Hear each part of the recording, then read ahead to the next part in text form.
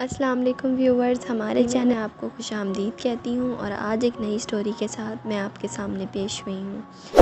میں اپنے ماں باپ اور دادا دادی کے ساتھ رہتا ہوں۔ یہ اس وقت کی بات ہے جب میں فیصل آباد میں میرے ماموں کی بیٹی کی شادی تھی، جس میں شرکت کے لیے ماموں نے ہمیں دعوت دی تھی۔ میرے ماموں کی ایک ہی بیٹی تھی، اس لیے ان کی شادی بڑی ہی دھوم دھام سے ہو رہی تھی۔ لیکن میرے لیے یہ مسئلہ تھا کہ میرے بی اے کے امتحان چل رہے تھے اور میری دادی بھی بڑھاپے کی وجہ سے کمزور تھیں، اس لیے وہ نہیں جا سکتی تھیں۔ میں جا سکتا تھا، دادی یا عبادت وغیرہ میں مصروف رہتی یا بیڈ پر لیٹی خراٹے لیتی رہتی۔ اس لیے فیصلہ یہ ہوا کہ مجھے اور دادی کو سنبھالنے کے لیے میرے تایا کی بہو کو بلایا جائے۔ شادی میں میرے تایا اور ان کی فیملی کو بھی جانا تھا، کیونکہ میرے تایا میرے خالو بھی ہیں۔ میرے کزن کی شادی 1 مہینہ پہلے ہی ہوئی تھی۔ ابو نے کال کر کے تایا کو ساری بات بتائی۔ دوسرے دن تایا کی فیملی پہلے ہمارے گھر آئیں اور اس کے بعد اماں اور ابو تایا تائی، جو میری خالہ بھی ہیں، میرے کزن کو ٹرین سے فیصل آباد چلے گئیں۔ اس طرح گھر میں دادی، بھابھی سائرہ رہ کر بھابھی سائرہ 5 بہنوں میں سب سے چھوٹی تھیں۔ اس وقت صرف 19 سال کی تھیں، جبکہ میرے کزن 35 سال کے تھے۔ اس بے جوڑے شادی کی وجہ بھابھی سائرہ کا یتیم اور بہت ہی غریب ہونا تھا۔ میرے کزن نہ صرف بھابھی سائرہ سے عمر میں بڑے تھے، بلکہ بے روزگار اور نشہ بھی کرتے تھے۔ اسی وجہ سے ان کی شادی بھی نہیں ہو رہی تھی۔ میرے تایا پولیس آفیسر تھے، انہوں نے کوئی چکر چلا کر یہ شادی کر لی تھی۔ بھابھی سائرہ نہایت ہی خوبصورت، گورا جسم، گلابی گال، خوبصورت نیلی آنکھیں، اتنی خوبصورت کہ اگر ہاتھ لگ جائے تو میلی ہی ہو جائیں۔ میرے دل و دماغ میں ان کے لیے کبھی کوئی غلط یا گندا خیال نہیں آیا تھا۔ لیکن ہوا یہ کہ ایک دن خاموشی سے کچن میں جا کر کھانا بنانے لگی۔ میں نے بھی کوئی خاص توجہ نہ دی، وہ اپنی پڑھائی میں مصروف ہو گیا۔ ویسے تو ہر انسان کو نیند اچھی لگتی ہے، خاص طور پر اسٹوڈنٹ کو اس وقت نیند آتی ہے جب وہ پڑھنا چاہتا ہو، لیکن میری تو بات ہی الگ ہے، مجھے نیند بہت آتی ہے۔ ایک بار سو جاؤں تو گدھے گھوڑے بیچ کر ہی سو جاتا ہوں۔ یوں سمجھ لیں کہ نیند مجھے ایسی پیاری ہے جیسے کسی نشئی کو نشہ پیارا ہوتا ہے۔ رات کو میں نے بھابھی سائرہ کو کہا، بھابھی جلدی کھانا دے، مجھے نیند آ رہی ہے۔ بھابھی سائرہ نے مجھے کھانا دیا۔ کھانا کھانے کے بعد میں بھابھی سائرہ کے لیے بستر لگائے بغیر ہی اپنے کمرے میں جا کر سو گیا۔ رات کو میری آنکھ کھلی تو مجھے ایسا لگا جیسے کوئی اور بھی میرے ساتھ بستر میں لیٹا ہوا ہے۔ میں اٹھا اور لائٹ جلا کر دیکھا تو بھابھی سائرہ میرے بیڈ پر لیٹی ہوئی تھی۔ ویسے تو بھابھی سائرہ میرے ماں باپ کے کمرے میں بھی سو سکتی تھی۔ میں سوچ رہا تھا کہ وہ میرے ہی کمرے میں آ کر میرے ساتھ ہی کیوں سو گئیں۔ اس وجہ سے ڈر رہا تھا کہ یا پھر میرے ساتھ کچھ کرنے کی خواہش تھی۔ میں نے بھابھی کو اپنے بیڈ پر سوتے ہوئے دیکھا۔ بھابھی سائرہ ویسے ہی بہت خوبصورت اور ان کا حسن گھائل کرنے کے لیے تیار ہی کھڑا تھا۔ میری نیند تو ویسے ہی اڑ گئی تھی جیسے مجھے نہ کبھی نیند آئی ہی نہ ہو۔ ان کے چہرے پہ بلا کی معصومیت تھی، لیکن جیسے ہی میری نظر ان کے چہرے سے نیچے ان کے خوبصورت جسم پر پڑی، جو کپڑوں کے اندر سے بھی مجھے نظر آ رہا تھا، مجھے اس بات کا ڈر تھا کہ سائرہ بھابھی جاگ ہی نہ جائیں۔ لائٹ بند کر دی۔ ویسے تو بہت ہی شریف لڑکا تھا۔ بھابھی کا حسن دیکھنے کے بعد میری شرافت ڈر کر بھاگ گئی، میرے دماغ سے غلط اور گندے خیال نہ نکال سکیں۔ میں لائٹ بند کر کے بھابھی کے ساتھ ہی لیٹ گیا۔ میری تو نیند اڑ ہی چکی تھی، اوپر سے سائرہ بھابھی کے خوبصورت جسم کا دیدار نے مجھے پاگل ہی کر دیا تھا۔ میں اپنا ایک ہاتھ سائرہ بھابھی کے جسم پر رکھ کر آہستہ سے سائرہ بھابھی کی قمیض اپنے ہاتھ ڈال کر دبانے لگا۔ میرا جوش سے برا ہی حال ہو گیا۔ اپنا ہاتھ نیچے جا کر اس کے پیٹ سے قمیض کو اٹھا کر ان کے پیٹ پر اپنا ہاتھ پھیرتا رہا۔ میں نے اپنی ٹانگ سائرہ بھابھی کے جسم پر رکھ دی، ساتھ ساتھ اس بات کا خیال رکھا کہ سائرہ بھابھی جاگ نہ جائیں۔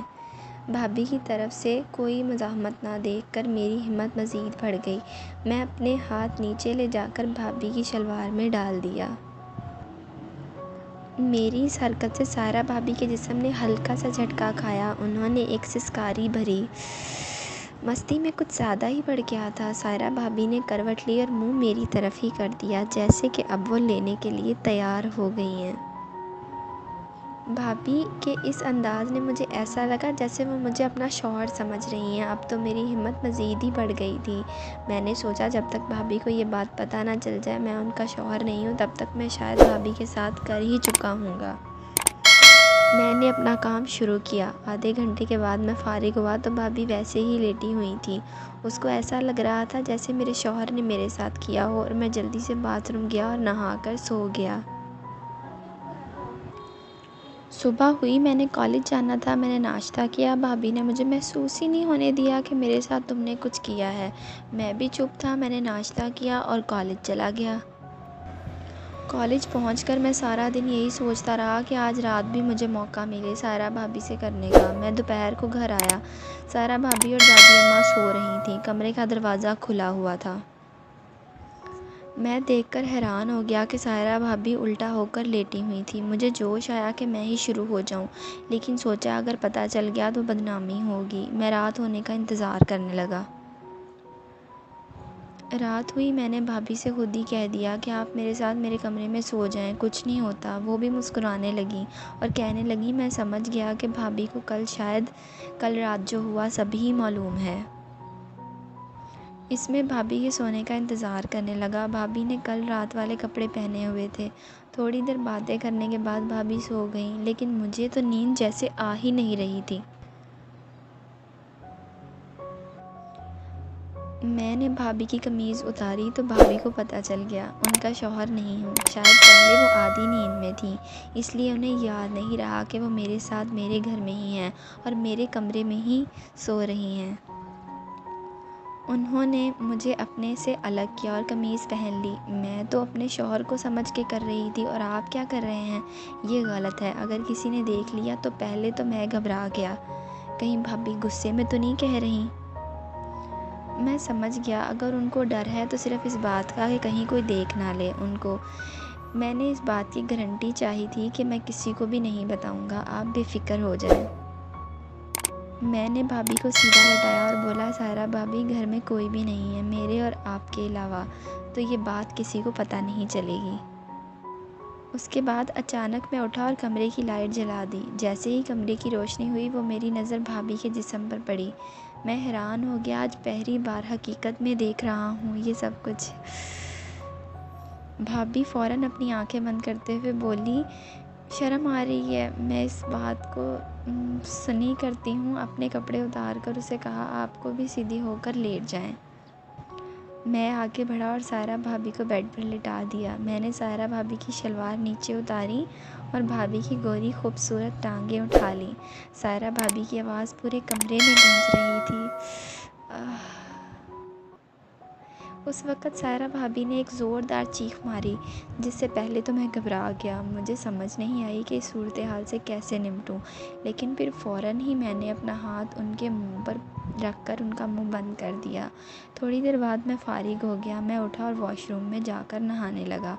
واپس آیا تو سائرہ بھابھی اٹھ کر بیٹھ چکی تھیں۔ تھوڑی دیر باتیں کرنے کے بعد ہم سو گئے۔ اگلے دن گھر والوں نے شادی سے فارغ ہو کر آ جانا تھا۔ صبح ہوئی، اسٹیشن سے گھر والوں کو لینے گیا۔ اس دن سائرہ بھابھی اپنے گھر چلی گئیں، مجھے دیکھ کر مسکرانے لگیں، اور یہ میری زندگی کا خوبصورت رات تھی، کیونکہ وہ بہت ہی خوبصورت اور دلکش عورت تھی، اور میں نے آج تک کبھی اتنی خوبصورت عورت نہیں دیکھی تھی، اور سیکس کا تو کبھی سوچا ہی نہیں تھا، لیکن اس دن انہوں نے مجھے بہت سکون دیا۔ Thank you for watching my video. اللہ حافظ۔ ملتے ہیں نیکسٹ ویڈیو کے ساتھ۔ میرے چینل کو لائک اور سبسکرائب کرنا مت بھولیے گا۔